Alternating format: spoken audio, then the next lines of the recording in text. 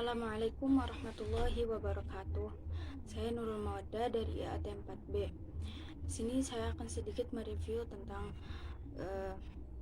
tulisan Arab kuno, sejarah tulisan Arab kuno yang ada di buku The History of the Quranic Text. Langsung saja.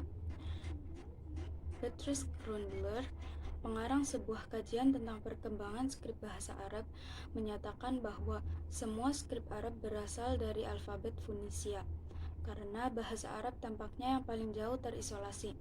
Tetapi setengah abad kemudian, kesepakatan pendapat tersebut mulai pudar ketika J. Starsky membuat teori bahwa bahasa Arab berasal dari tulisan bahasa Syriac, yang kemudian berbentuk meruncing.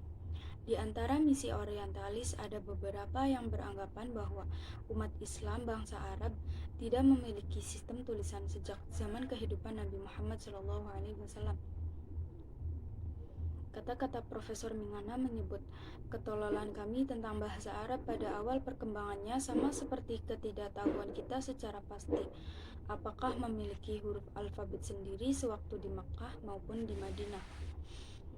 Nabia Abbott kemudian secara parsial lebih unggul dalam hipotesis ini.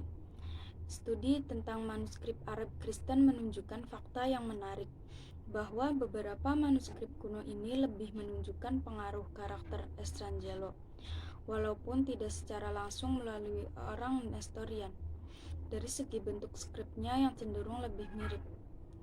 Di atas segalanya, penulis ingin menambahkan bahwa skrip Syriac tahun 250 Hijrah secara umum tidak sama dengan semua huruf Arab pada periode itu yang cenderung bengkok dengan satu garis lurus. Budaya lain yang dianggap telah mempengaruhi tulisan Arab kuno paleografi adalah Nabatean. Dalam menganalisis sebuah tulisan tangan, mata uang, dan manuskrip Muslim yang tertua dan dibandingkan dengan tulisan-tulisan Arab sebelum Islam. Kemudian setelah itu membandingkannya dengan tulisan Arab Nabatean. Abbott menyimpulkan bahwa skrip Arab yang digunakan di awal permulaan Islam adalah perkembangan tulisan Arab sebelum Islam yang secara langsung merupakan pengaruh dari perkembangan skrip Nabatean Aramik yang muncul pada awal permulaan abad Masehi. Jika apa yang disebut skrip Nabatean sudah dinyatakan sebagai Arabik atau Nabatean Arabik, mengalihkan perhatian kita terhadap hipotesis Dr. Mingana yang menuduh bahwa bahasa Arab kuno tidak mempunyai alfabet.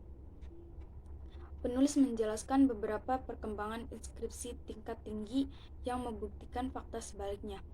Ada beberapa inskripsi Arab dari abad 6 Masehi yang menyerupai tulisan Arab, yaitu surat Nabi Muhammad SAW. Perubahan yang cepat pada skrip Arab seperti kita jumpai karakter garis tajam dan bulat tersambung berkembang bersama dengan perkembangan skrip Hijazi pada tingkat awalnya. Ada beberapa pendapat yang beda mengenai asal-muasal Nabatean. Jawad Alim mengatakan bahwa Nabatean adalah Arab yang lebih dekat dengan suku Quraisy dan Hijazi daripada suku Arab dengan bagian selatan. Kedua suku ini mempunyai Tuhan yang sama dan skrip mereka mempunyai kesamaan dengan skrip yang digunakan oleh penulis-penulis terdahulu untuk menuliskan Al-Quran. Menurut ahli sejarah, Nabajot adalah Nebat atau Nabatean, anak tertua Ismail. Fakta inilah yang menyebabkan Jawad Alim menyimpulkan demikian.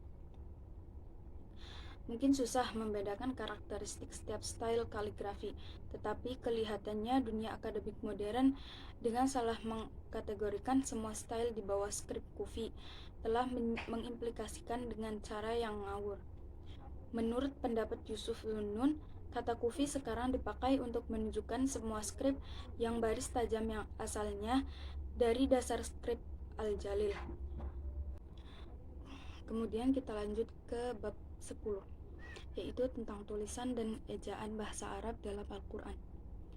Beberapa suku menyebut beberapa kata yang berbeda tetapi dengan makna yang sama, dan hal ini disebabkan oleh banyak perbedaan dalam bacaan yang terkenal.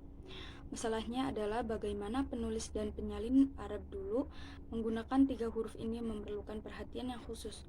Gaya tulisan pada zaman Nabi Muhammad SAW di Madinah, Nabi Muhammad SAW mempunyai penulis yang banyak berasal dari beberapa suku dan tempat, yang sudah terbiasa dengan dialek dan ejaan yang berbeda-beda menurut adat masing-masing.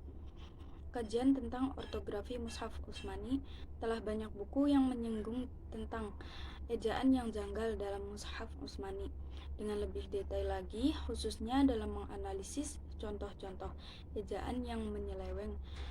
Beberapa sahabat yang menulis naskah milik pribadi banyak yang memasukkan ejaan janggal yang kemungkinan disebabkan oleh perbedaan wilayah dalam masalah ejaan.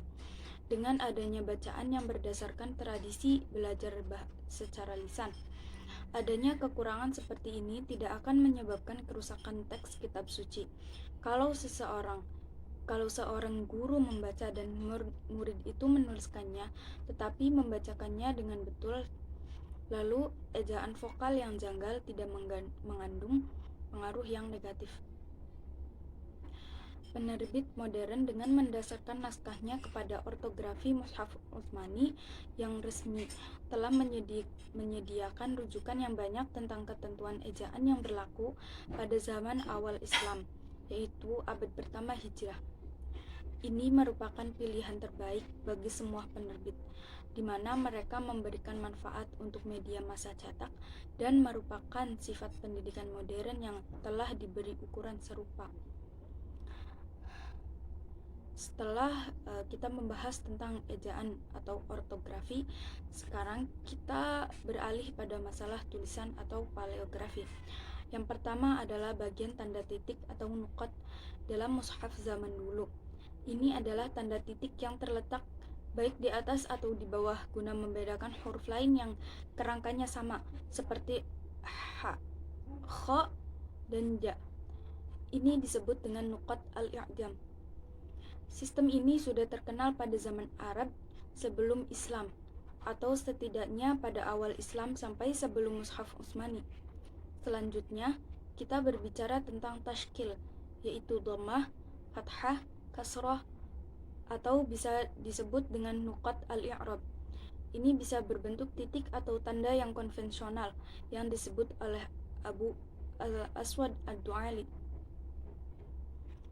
Rasm al-Khat Al-Quran dalam Mushaf Utsmani tidak memuat tanda titik untuk membedakan karakter seperti ba, ta, dan seterusnya, dan juga tidak ada baris diakritikal atau tashkil seperti fathah, kasroh, atau dhammah.